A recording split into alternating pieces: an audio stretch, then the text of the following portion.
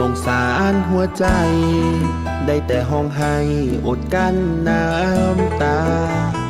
ตอนที่เจ้าจากลาหมดปัญญาจะดึงหลังไว้กับสิ่งที่เฮาเคยฝัน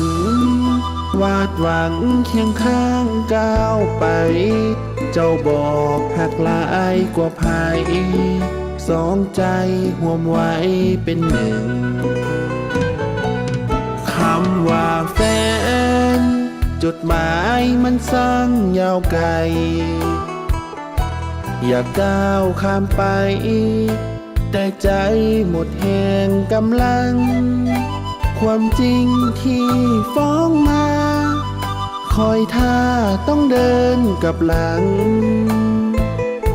ความหาความหวังที่ยังฝังใจบ่ลืมสุดท้ายต้องกลายเป็นคนเสียหลักอาการซ้ำหนักซ้ำหาจากคนต่อแลการทรงตัวหัวใจหมดไปเหลือแต่ความอ่อนแอ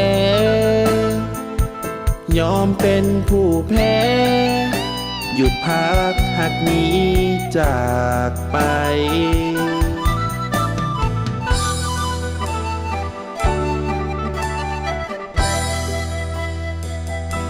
จะเจ็บเพียงใดเจ้ามีแฟนใหม่แต่ใจยังหาบ่อาจห้ามใจหยุดพักความหักคิดฮอดห่วงหาไว้พรให้เจ้ากับเขาจงโชคดีสมปรารถนาสิเก็บเศษหักเวลาเก็บเศษน้ำตาแล้วหาคนใหม่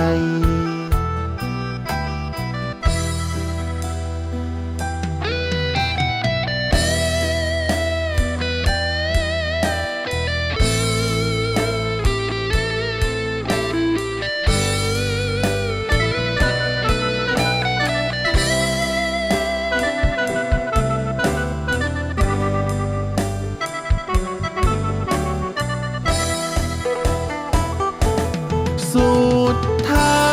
ยต้องกลายเป็นคนเสียหลักอาการซ้ำหนักซ้ำหาจากคนต่อแลการทรงตัวหัวใจหมดไปเหลือแต่ความอ่อนแอยอมเป็นผู้แพ้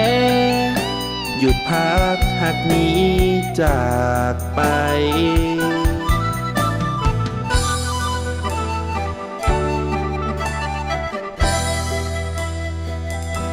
จะเจ็บเพียงใด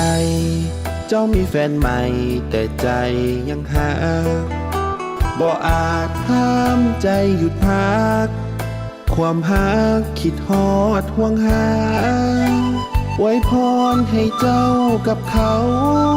จงโชคดีสมปรารถนาสิเก็บเศษหักเวลาเก็บเศษน้ำตาแล้วหาคนใหม่